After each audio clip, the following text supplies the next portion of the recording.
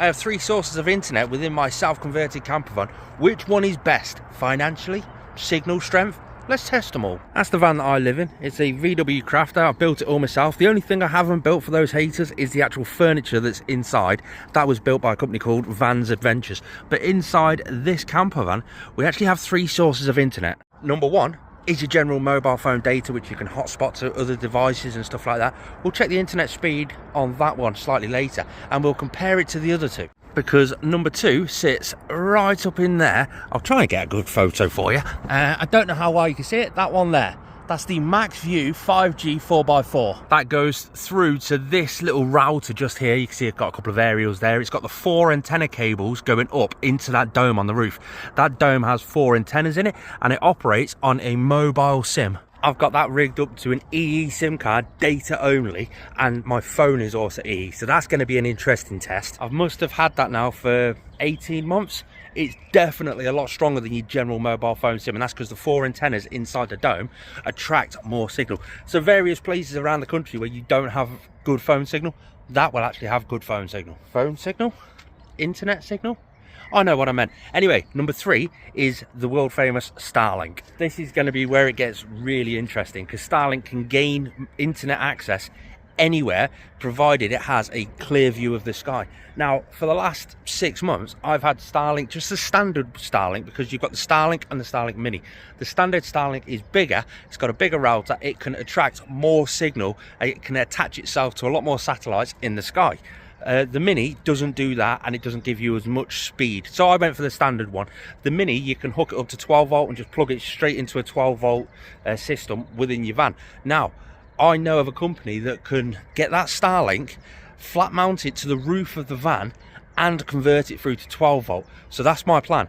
Once that's been done, we can then do the speed test on all of them and talk about the finances. Because the problem with a flat mounting to the roof, Starlink needs to move to get the best, strongest signal. When it's flat mounted to the top of the roof, it's stationary in one position. It will still work, but not as good. So let's go and get the Starlink mounted, shall we? We went down to a qualified installer, because you do need a qualified. It is easy to fit, but you could do with a qualified installer to actually do it, to withhold like the warranties and stuff like that. It's going to be so good not having all of these boxes, all of these boosters, all of these bits and bobs, all this cabling to actually have to deal with. It's a pain to be able to sort of ship it around all over the place. Constantly moving it from the bed over to the storage box under the bed, just constantly keep moving it around is a pain. I'm really excited to see how this all goes together, how it all works, and learning a lot more from the experts. Now, we're here to have 2 things installed. 1, the bracket on the roof to get the Starlink up there, and 2, the 12 volt adapter to convert it through to 12 volt. This bracket has got an anti-theft property inside it, so nobody can steal your Starlink from the roof. So that reason, it comes in 2 parts. I'm not going to explain the anti-theft properties because I don't want nobody to attempt to steal mine, but it started off with cleaning the roof and then getting the carpeting off the side. Yeah, the roof is a mess. We're going to run the cable through the carpeting, but we need to clean the roof to be able to drill and glue and stuff like that onto the roof of this.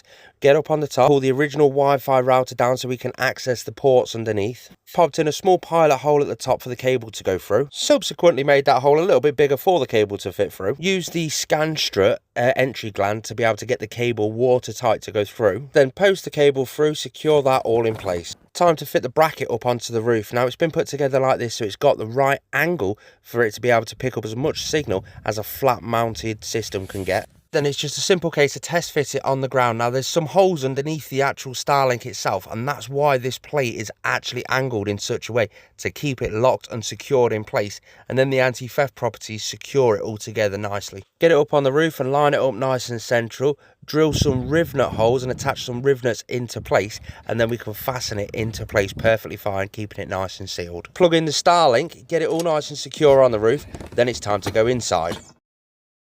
This is the Dishy No AC. It's what converts it from 240 volt to 12 volt, comes from starVmount. Again, all the links will be in the description down below. We had to find a place to secure it and get it onto the wall, run the cables from the Starlink into the router, from the router all the way down to this unit, wire this unit into the actual van itself so it's permanently wired in, and add a switch. I make it sound quite easy. It was actually quite a challenge for him to splice a new length of Ethernet cable to be able to reach that length. Obviously we could have gone out and bought one, but we were there, we didn't have one, we had to make one.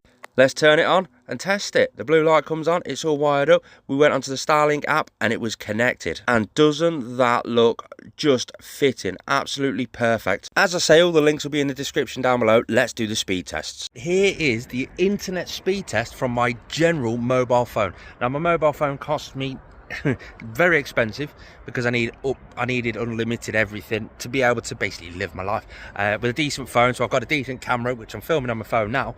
It cost me £90 a month.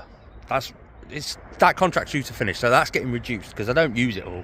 But anyway, this is how much the internet speed is just from Google. I just googled internet speed test and I ran it straight away. 50 download, 9 upload. That's not too bad, is it? It's not too shabby considering I'm in the middle of Cheshire right now. Now my Maxview 4x4 5G is on permanently all the time because it doesn't draw that much electricity, which is really quite good, to be fair. I'll show you just now.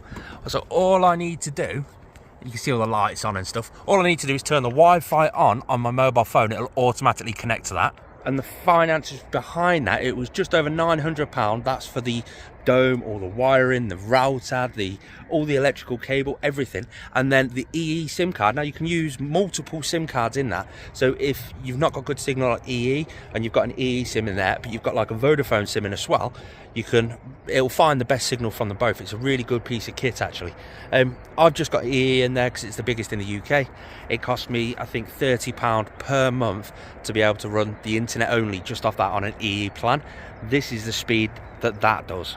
108 download, that's insane.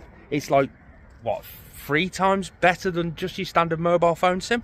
So that works really well. But to be able to turn the Starlink on, now keep in mind, we'll talk the finances through Starlink. Whereas the Maxview is near as makes no difference, £1,000 startup, the Starlink was £300 startup. Just to buy all the kit and everything, £300.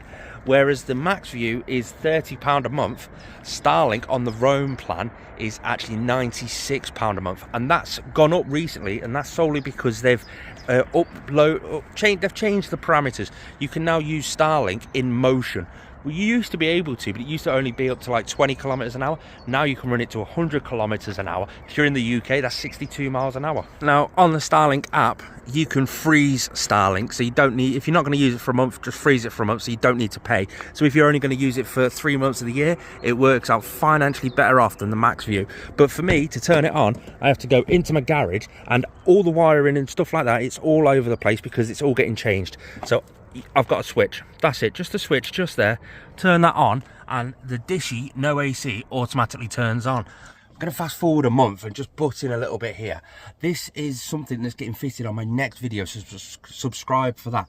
But you can see just there, I've got a Starlink button. I can turn Starlink on through a touchscreen, so subscribe to see that video. I'm looking forward to changing all that wiring area, and that's why it's been left just like that, because it is all getting changed. It takes 2.5 minutes for the Starlink to boot up and start giving me signal. Because I've got it wired into my router already, I don't need to change any settings on my phone. It's just when it's booted up, it will automatically start working as Starlink on my actual mobile phone.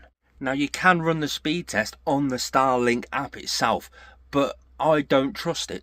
It won't be good for this test because we've used Google's speed test on all the 2 previous. So that's what I'm going to use on this one. So let's run the speed test on the Starlink. This is those results. Now I want to try something. So I've turned the Starlink on and I've ran the speed test. But as you can tell, I've got trees all the way around me. So I'm going to leave the Starlink on and I'm going to move to over there, and then we'll see the difference. It's 104 just here underneath that tree. Tree in front of me, I've got a tree behind me. It's just hindering it a little bit. It's still double what your mobile phone is, but if I move just over there, now keep in mind as well, the Starlink is not able to move, like you can't move it to sort of get the best angle possible. So I'm just going to move over there and just see what it does. I'll just quickly go around like this. I don't really want to go on the mud behind me, but I literally am just reversing like that. And if I pull forward, let's get up on here, out the way off the main road. This is just where I parked up last night, it's nothing special, but there we go. So I've parked here, so as you can tell, we've still got the trees all the way over there. They are going to hinder it a little bit, but let's test it again. 151 megabits per second, I think that's how you say it. But you can also go onto the Starlink app and have a look at the orientation. you can see how where you need to turn the actual Starlink to be able to get the best orientation, to get the best satellites. So it can get a lot better than that. I'll leave the starVmount links down in the description down below if you want to check them out for yourself. Tune in next time to see that screen and a lot more wiring get done, and all the fun things I found along the way, like a mounted switch, broken wires, why this van nearly caught fire. That's the next video, guys. Peace out.